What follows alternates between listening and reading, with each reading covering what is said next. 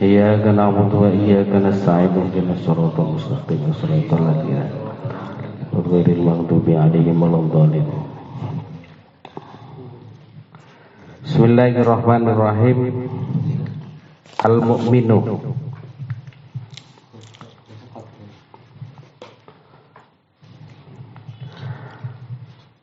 Salah satu daripada asma Allah Subhanahu wa taala itu adalah Al-Mu'minu. Al-Mu'minu itu berasal dari kata amana yu'minu mu'minun.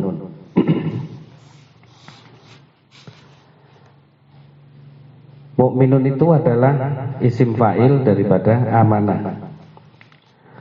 Artinya secara bahasa itu adalah at-tasdiq, pembuktian suatu kebenaran daripada sesuatu. Kemudian para ulama mengatakan bahwasanya al-mu'minu itu artinya adalah membenarkan adanya zatnya, sifatnya dan af'alnya oleh Allah sendiri. Kemudian makna yang kedua, tasdiqul anbiya war rusul, yaitu membenarkan, membuktikan kebenaran para nabi dan rasul yang diutus oleh Allah Subhanahu wa taala untuk umatnya. Kemudian yang ketiga, makna daripada al-mu'minu itu alladzi yahibul aman. Allah adalah zat yang memberikan rasa aman kepada makhluknya. Untuk makna pertama kita akan membahas pada bab mungkin al-alimu, karena hampir sama dengan makna daripada al-alimu.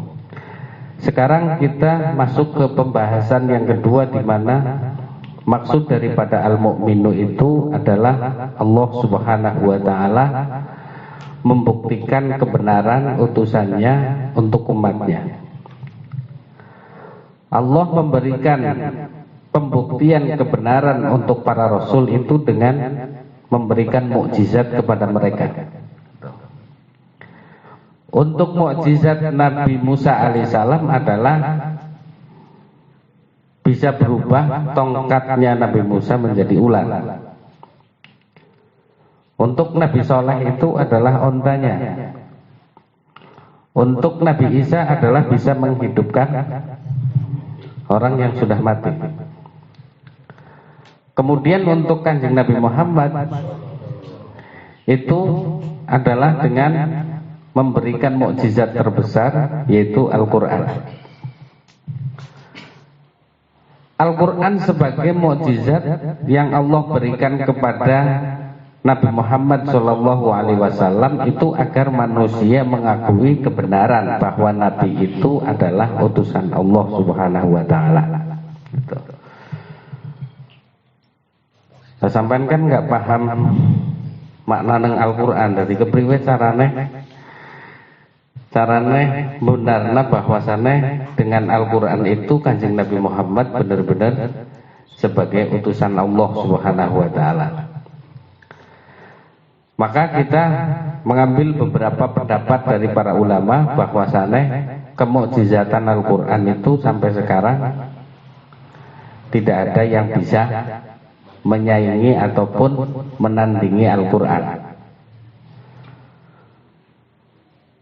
Allah Subhanahu wa taala berfirman di dalam Al-Qur'an yang mengatakan bahwa wa in kuntum fi raibim mimma nazzalna ala abdina fa'tu bi suratin min mithlihi wad'u syuhada'akum min dunillahi in kuntum shadiqin. Jika kalian ragu-ragu, wa in kuntum fi raibim mimma nazzalna ala abdina, dengan apa yang kami turunkan kepada hamba kami, Faktu bisuratin, maka datangkanlah kepada kami satu surat saja untuk menandingi Al-Quran. Kemudian datangkanlah saksi-saksi kalian bahwa apa yang kamu tulis itu memenangkan dengan Al-Quran.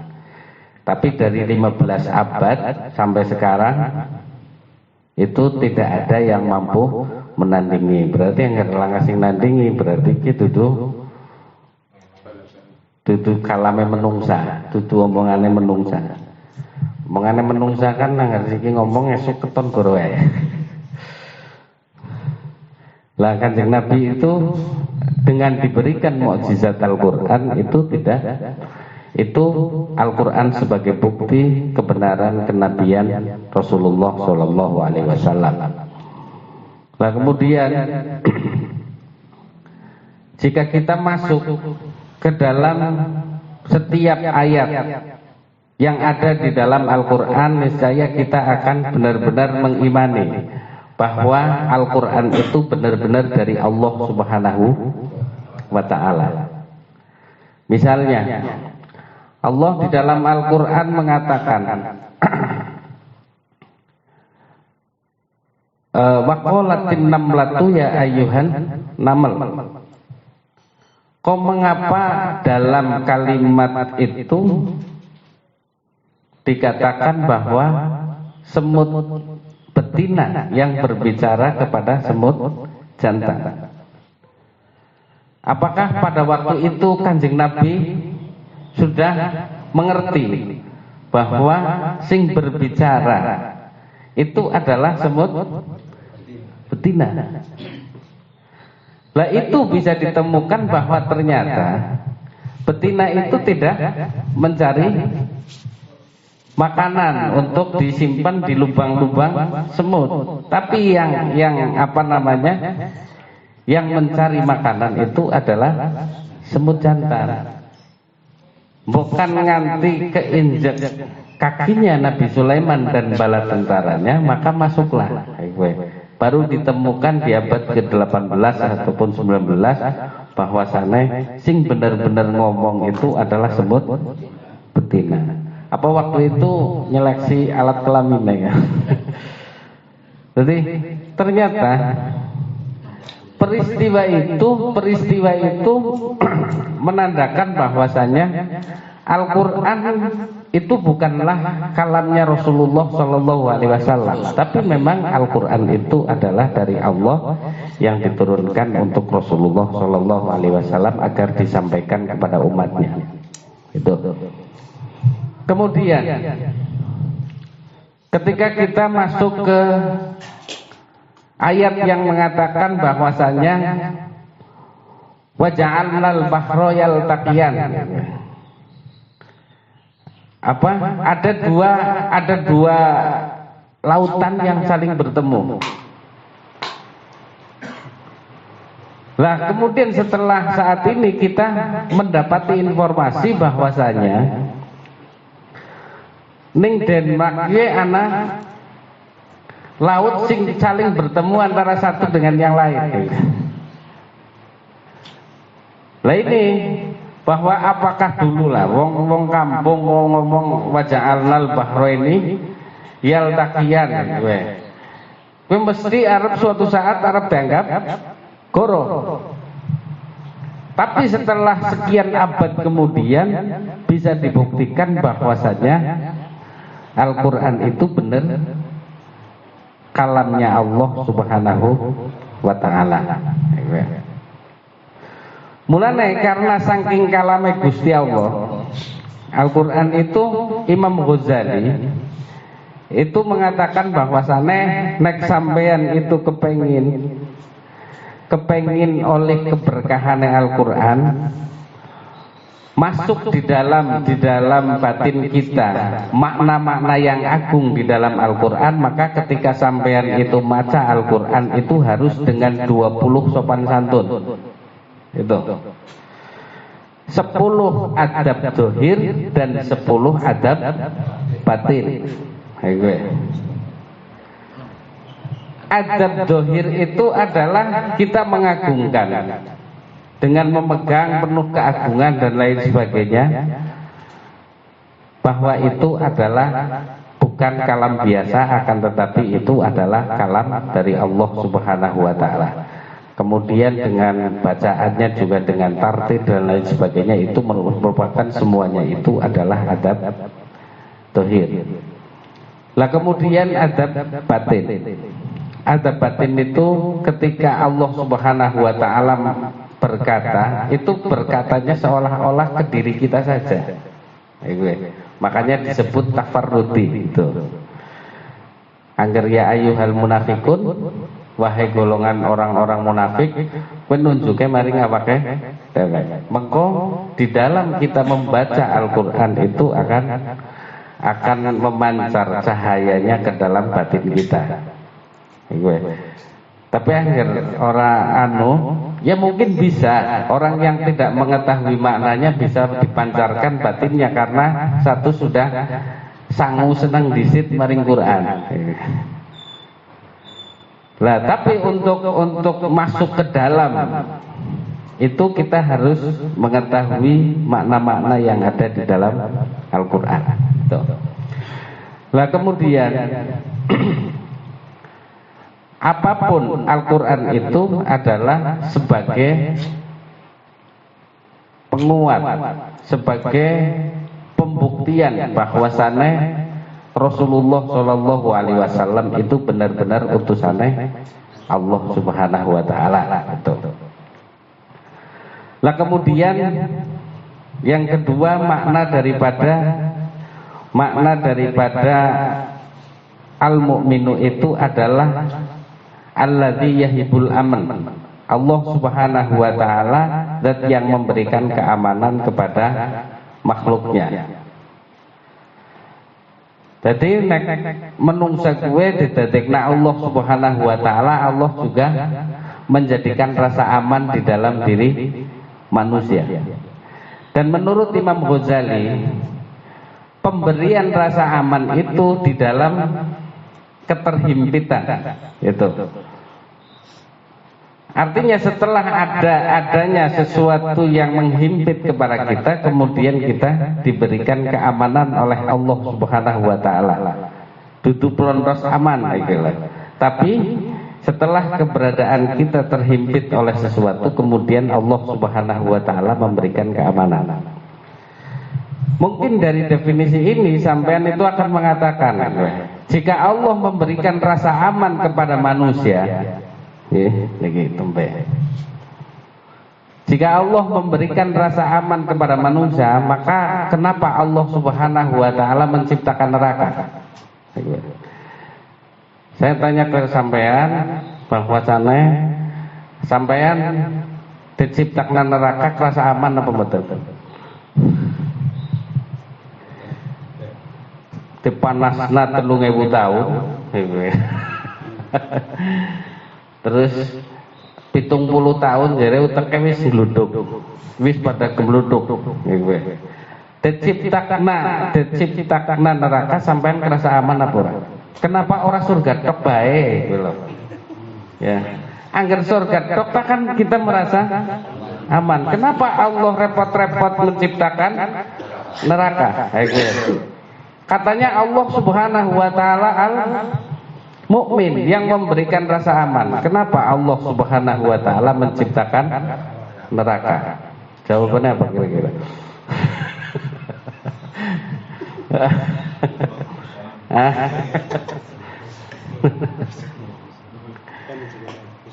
Allah Subhanahu wa taala menciptakan neraka itu dikarenakan untuk rasa keamanan kita, Pak. Yakin apa betul ini? Orang nyambung maning ya. Allah Subhanahu wa taala menciptakan neraka itu demi keamanan, rasa keamanan kita, Pak. Kalau Allah Subhanahu wa taala tidak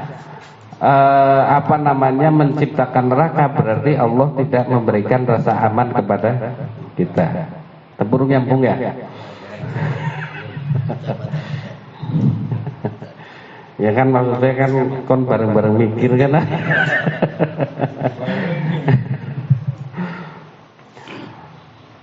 Allah Subhanahu wa taala menciptakan neraka itu demi memberikan rasa nyaman terhadap kita. Karena apa? Jikalau kita itu hidup bersama manusia yang sangat banyak gitu. Dan watak manusia itu berbeda-beda. Ada yang berbuat dolim dan ada yang didolimi. Maka di manakah orang-orang yang tidak terbalaskan terdoliminya di dunia itu akan mencari keamanan dirinya gitu. Angger sampean didolimi neng wong itu jabatan dhuwur gue. Terus kayonge untuk membalas kedolimannya kita kepada mereka itu kesulitan. Maka angger ora ana balasan besok nang neraka sampean ngerasa nyaman apa mboten? Ya. Kita menyambung ya. Hah? Jadi, iya. Jadi bangun neraka itu demi kenyamanan kita, Pak. Kalau neraka tidak diciptakan oleh Allah Subhanahu wa taala, mesti orang dolim akan tambah semena-mena terhadap kita tanpa takut adanya hari pembalasan yang ada di sana gitu. Atau kita juga akan bercita-cita untuk menjadi orang yang dolim. Lah selaka balasan iki. Anak motor tubles baik. Anak mobil apik gara-gara orang seneng kan nggak paku larat anu mobil lepak nasuha. Ya. Kan dia terdolimi. Lah pengasuhan nanti kalau mau balas itu gimana? Sementara orang yang tidak yang melakukan hal tersebut tidak diketahui, maka saya akan merasa aman karena dia yang melakukan kezaliman kepada kami itu akan disiksa oleh Allah ke dalam neraka. Jadi anak neraka itu membuat kita nyaman, betul. Orang baik jere. Tak berdaya. Si kedoliman akeh banget. Sampean ngutang mari wong misalnya. Itu kemudian orangnya itu enggak nyaur, jelas enggak niat untuk nyaur. Ini kan kedoliman juga.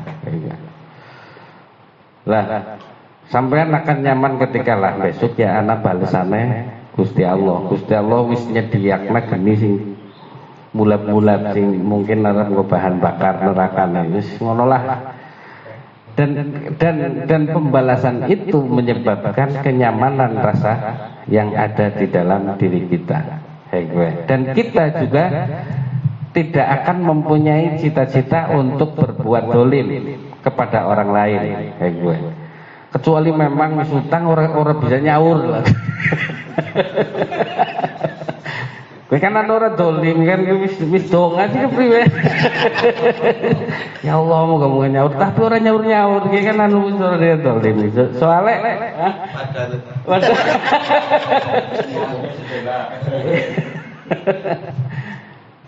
Itu.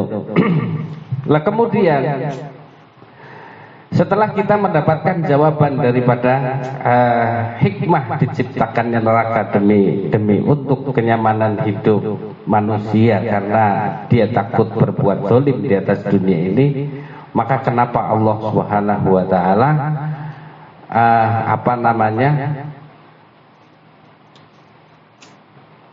tidak boleh menyandarkan hidup kita pada amal perbuatan kita untuk bahwa menyelamatkan diri kita dari neraka itu tidak boleh kita menyandarkan kepada amal dan perbuatan kita. Ini juga jawabannya karena kita itu agar nyaman. Ini apa betul?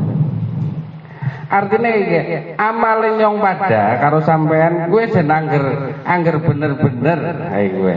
Angger bener-bener detung wis ora bakalan arep bisa nglebokna maring surga atau bisa nyelamatna sekang neraka.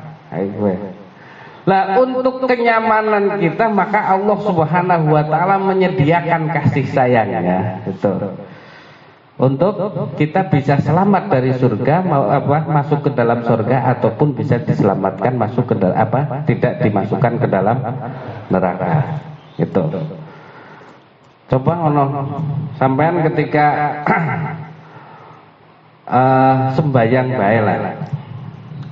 Kenapa saya sering mengatakan contoh itu saya membawa ke pembahasan sholat itu karena yang terpenting dalam kehidupan itu sholat itu. Lah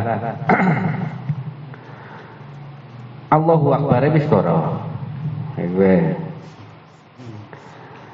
Sebuah ikrar untuk membesarkan Allah dan menghinakan selain Allah Subhanahu wa taala, tapi malah justru di dalam Allahu Akbar gue kemutan. Apa bae sing ora kayak gue. Kemutan mulane mau aku cerita gue anak kiai gue. Anak kiai besar itu. Kiai besar. Itu ngomong ke saya itu ngomong bahwa pas tempat tuku mobil anyar gue kalau nggak salah itu waktu asar mampir maring pom bensin plat nomornya urung ganti orang kaya sing tuku second kan nurungan kita nu bener-bener sekarang dealer pastikan.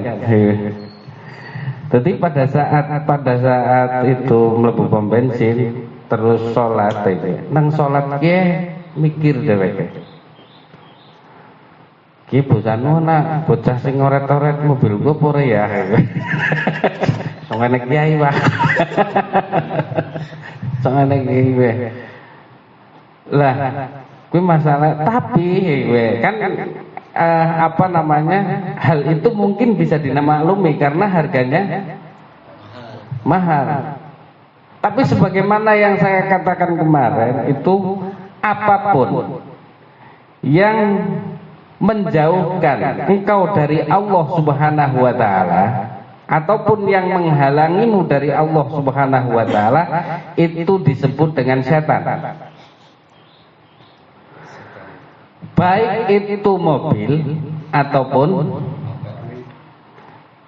rokok sebatang sing ketinggalan nang omahe wong.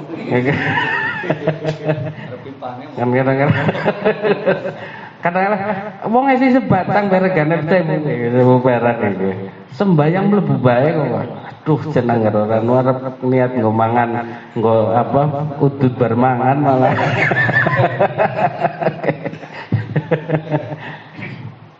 Nah ini menjadikan kita harus memohon kepada Allah Subhanahu wa taala di dalam sholat kita dengan membaca ta'awudz a'udzubillahi minasyaitonirrajim yang disunahkan menurut mazhab Syafi'i dan Hambali ataupun mazhab Hanafi. Itu disunahkan untuk membaca sebelum bismillah itu a'udzubillahi minasyaitonirrajim agar setan-setan yang seperti itu baik rokok sebatang ataupun mobil itu semuanya adalah berhala ataupun setan yang menghalangimu untuk mendekatkan diri kepada Allah Subhanahu wa taala. Itu. Jadi apapun bentuknya itu walaupun 1000 perak karo 400 juta nilainya pada. Nilainya adalah dia itu penghalang untuk sampainya kita kepada Allah Subhanahu wa taala. Ini setuju pur saja.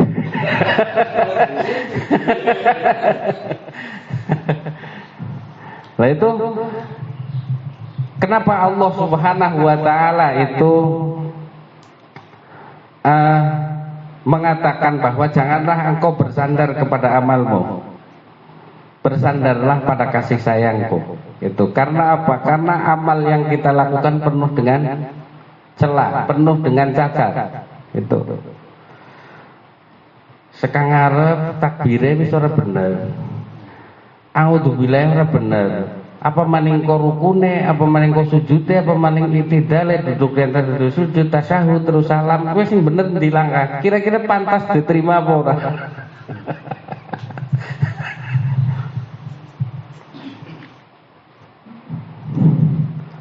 Paham ya? Lah berarti kepriwe?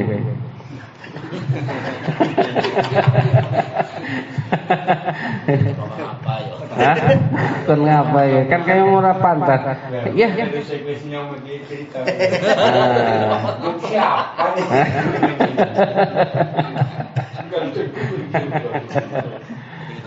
Ya. Lah. Akhirnya kita itu hanya memohon kasih sayang dari Allah Subhanahu wa taala, mengampuni segala kelalaian kita kepadanya gitu. Ya Allah ampunilah. Aku udur wong sampean kur ngaweh semenet tok. Kur sampean memberikan saya bisanya itu seperti ini. Moga-moga engkau memberikan kasih sayang kepada saya gitu. Ini adalah ketika itu diungkapkan oleh lisan, itu adalah terjemahan dari hati kita. Tapi angger bar salat kok ora pernah ngerasa kayak gue, astagfirullah apa? Hah? Anu kur melu-melu wong gemien. Apalan.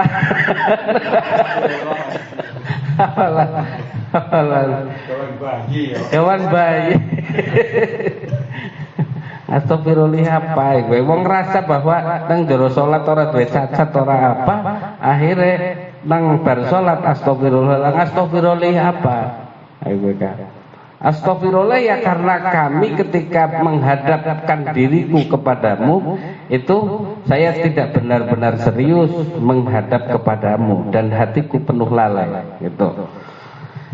Wong aja sombong wong miskin ya. Nyongtak duwe dunya setitik kemutanen dan setitik orang kaya wong sugih. Ki sombong kaya wong miskin, Mbak.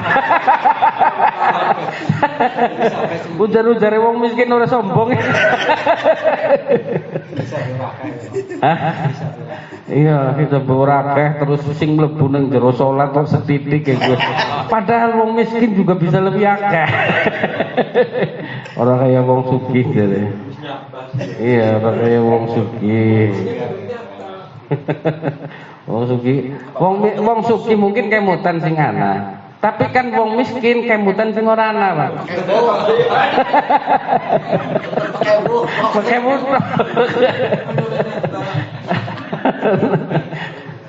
Iya. Jadi makomnya pada bae antara wong miskin karo wong ora duwe, wong duwe karo wong ora duwe wis pada bae. Lah ini karena kondisi seperti itu maka kita memohon kepada Allah Subhanahu wa taala untuk dimasukkan ke dalam surga dengan kasih sayangnya.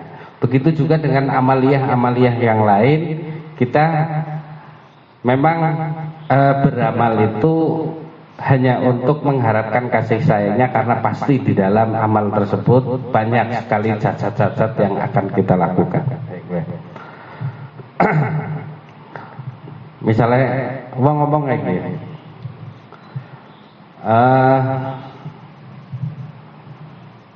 aku nerima ridho karo keputusane Gusti Allah. Arep dilarani wong apa ora iki? Arep deinan nang wong apa ora iki, padahal ki anu banget ora trimane. Orang mampu nglawan kan orang terima karo takdir pangeran orang iki. Anu ngeluh kepengin anu. Lagi kan kata-kata yang sangat indah seolah-olah tapi itu merupakan banyak sekali celah di dalamnya. Itu. Maka al-mu'minu alladzi yahibul aman. Ini secara kita itu di dalam Allah Subhanahu wa taala menciptakan neraka itu dikarenakan Allah hendak memberikan rasa keamanan kepada kita. Karena apa? Karena jikalau jikalau Allah Subhanahu wa taala tidak menciptakan neraka, maka akan banyak sekali orang-orang yang akan berbuat jahat dan berbuat dolim di atas dunia ini dan kerusakannya. Maka untuk pengaman agar tidak berbuat semena-mena di atas dunia ini, maka Allah menakut-nakutinya dengan neraka. Itu. Lah, kemudian Allah Subhanahu wa taala memberikan ajaran, manhajnya, jalan untuk menuju kepadanya, ketauhidan kita kepada Allah Subhanahu wa taala tidak lain adalah untuk memberikan rasa aman kepada kita. Wong sing istiqomah membaca la haula wala quwata illa billah.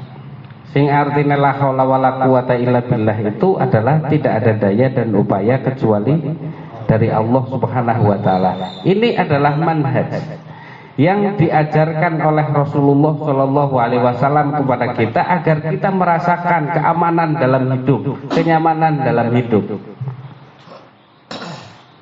Jika angger wong ngerti bahwasannya hanya Allah Subhanahu wa taala yang mempunyai daya dan upaya dan semuanya ala inna ghairallah fahuwa batil. Ingatlah bahwa selain Allah Subhanahu wa taala itu adalah batil, maka kekuatan yang ada di dalam diri manusia, kekuatan yang ada pada apapun itu semuanya sifatnya batil. Bahwa yang memberikan kekayaan kita itu adalah Allah Subhanahu wa taala. Maka kita hanya akan mencari kekayaan dari Allah Subhanahu wa taala, tidak menjilati orang-orang kaya sehingga kita merasa aman ketika bekerja. Gitu. Arab tebecat yang ono, arep tebecat yang ono, sing penting yang jalani sunnatullah, nek kon mangkat jam 7 ya mangkat jam 7. Kan bali jam 5 ya bali jam 5. Saya sudah menjalani sunnatullah dengan sebaik-baiknya. Tapi saya tidak pernah akan menyandarkan rezeki saya kepada bos saya, karena yang memberikan itu adalah Allah Subhanahu wa taala. Gitu. Jadi apapun ketika kita ingin melihat al-mu'minunya Allah Subhanahu wa taala, itu juga sama dengan as-salamu ataupun ar-Rahman ar-Rahim al-Malik al-Quddus as-salamu al-mu'minu. Itu semuanya kita bisa mempraktekkan dalam kehidupan kita.